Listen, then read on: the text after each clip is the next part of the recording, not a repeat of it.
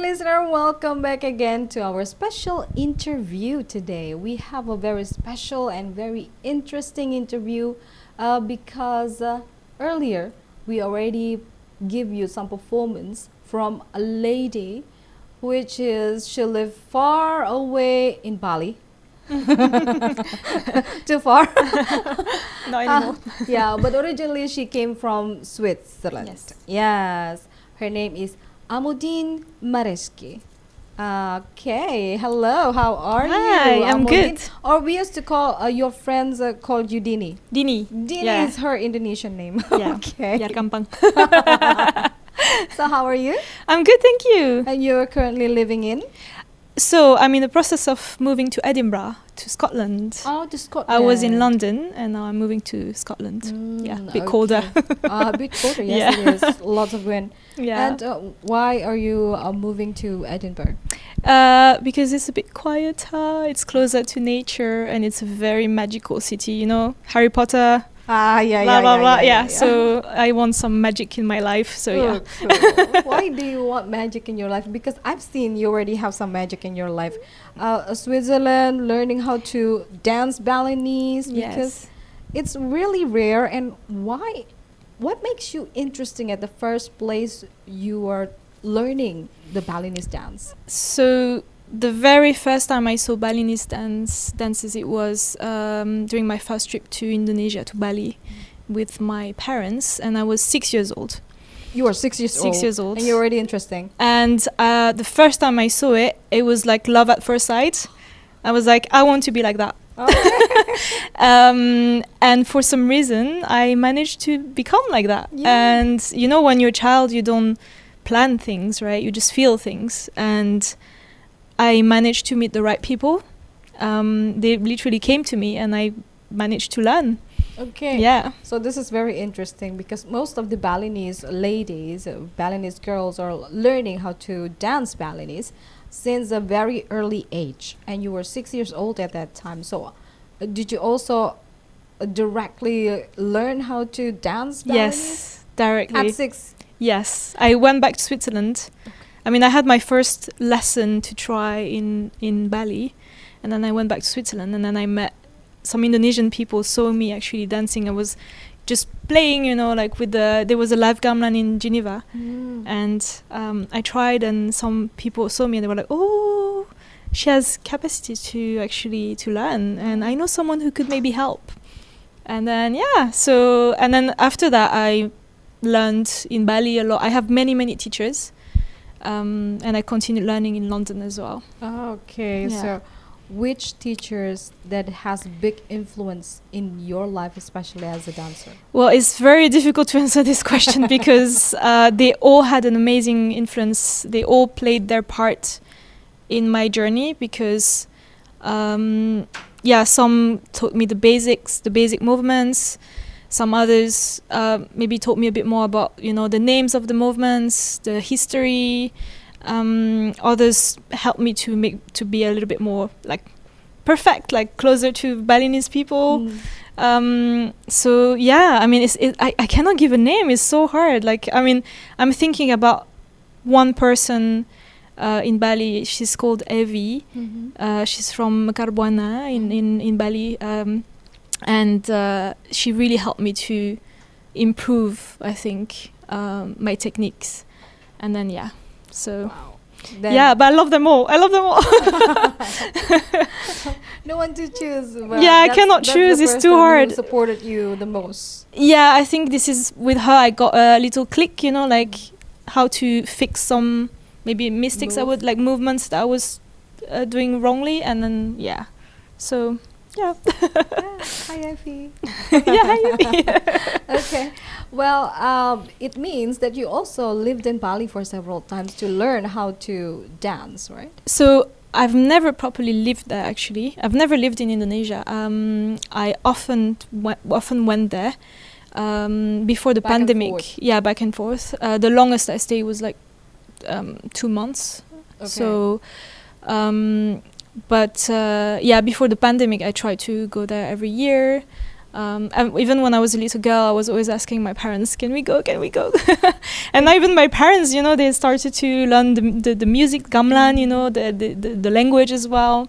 So they are also you big also fan. learned the language? Yes. Not only the dance, the history, and also the language. The language, the Balinese gamelan language? Balinese just a little bit. I cannot speak Indonesian, but yeah. But you're Indonesian. Your bahasa is really nice. Oh, though. thank you.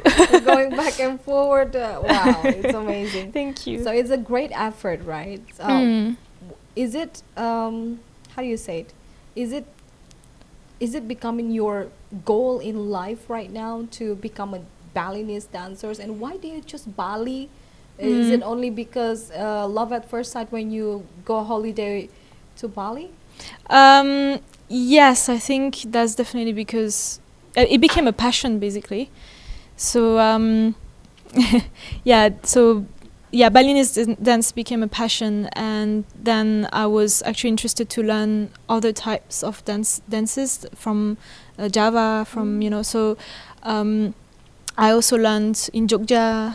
I learned also in London, like new choreographies. So it's not only Bali, but I would say I'm specialized In Bali. in Balinese dance. Yeah, and this is what I love the most.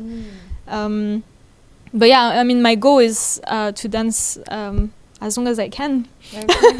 Yeah. So how far have you been introducing this Balinese dance to Europe and all over the world? How far? How far?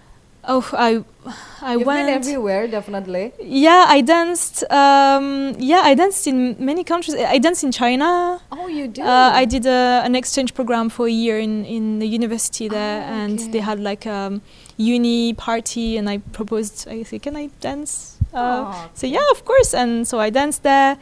I danced. When I was a kid, when I just started to learn. With my parents, we were traveling to Maldives, and we stopped. I think, was it Karachi airport? Karachi, yeah. Yes, and for some reason I started to also dance there, like at the airport. So I think my mom had like a music tape or something, like yeah, and then I started to dance at the airport, and everybody was like, "Wow, that's so cool!" So this is what I love with the dance. I think it's sharing about culture, about a passion, and I think what I love is it makes people smile as well, and it makes me smile too. I mean, it makes me so happy, and I met so many nice people throughout the dance. So and I also danced at the court. So it's pengadilan, in St. Gallen in Switzerland. Yeah. So I worked there for a year and a half, and there was also a party there, and I said, would you like if I dance? And so I danced. Okay. and I danced there. It was very funny to bring Balinese dance in this area in Switzerland, in St. Gallen. It's like literally the opposite from Geneva. So Yes, it is. Yeah. It's the very opposite. Yeah. A lot of people will be asking you, right? Definitely, there's a lot of people ask you about the Balinese dance. What are you dancing? I've also learned how to dance in Balinese actually a long time ago. Okay, nice. When I was in elementary school. Wow, that's ages. The first dance that I've learned is pendet. Pendet, yeah. Is that the first thing you learned? Well, my first dance was actually Panyambramo, which is very similar to pendet. Okay. Yeah, I learned actually pendet quite late, surprisingly. Really? Yeah, because I had Panyambramo and then I just moved forward. But it's very, very similar. The costume is similar, yeah. Yeah, so it becomes, dancing becomes the goals of your life. So what is the meaning of dancing for you? Dancing, yeah, it's, you mean dancing in general or particularly Balinese dance? Any dance. Well, what is the meaning of I dance think for you? Dance is good for the soul, that's for sure. It helps you to move your body. It's almost like a meditation, because when I dance, when I'm performing, I feel I'm out of my body sometimes. And like in Bali, it's religious at first, right? It's like, and it's very, how to say? Yeah, it's sort of magical as well, and more like spiritual. It's spiritual, yes, exactly. And I do feel that even though I'm not Balinese, I do feel this, and I really respect that, and I think this is beautiful actually, and I think this is very unique with this kind of dance, and I think dance is like also, it's almost like a non-verbal communication with the audience. It's you're communicating something, you're transmitting something, and it makes, as I said, I love that it makes people happy, and yeah, I think dance is a really big part of my life. I've tried other types of dance as well, like hip hop, stuff like this. K-pop also? No, hip hop. Hip hop. Oh, Yeah, okay. Yeah, which I love as well, but it's Balinese dance is always the winner for me. And my body is used to it, so even if I, dance another type of dance, I still have the movement. Balinese dance is always coming yes, up. Okay. yeah. So, what is your goal after this for the Balinese dance? Do you have any plan in the future to introducing the Balinese culture, Balinese dancers, and you also learn the history of the Balinese? What is your plan in the future?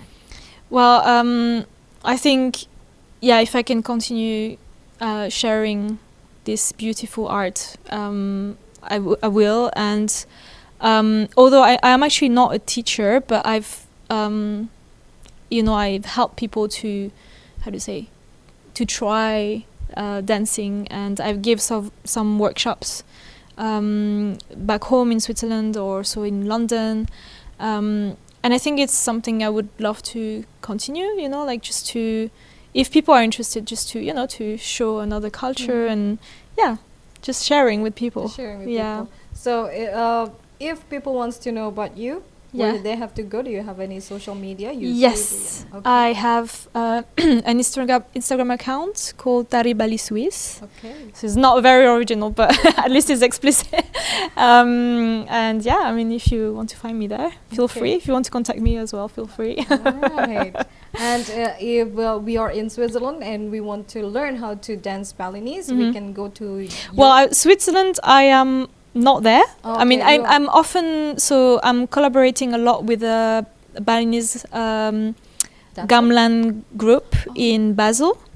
And there is a dancer there. There are a few dancers actually based there, also in Zurich. And every year I go there. So I'm often actually dancing back and forth. And sometimes the Indonesian embassy as well, KBRI, they ask me to, to go there and to dance. And so I'm always between the two countries, between Switzerland and the UK. Okay. Yeah. Between UK and Switzerland. Yes. Hopefully we'll be able to meet in some other place. Yes. Okay, well, thank you very much, Dini, for your time. Thank you. Performing your beautiful dance for us. And it's really entertaining. Yeah, terima kasih great. banyak. Good luck for you. Thank you so much.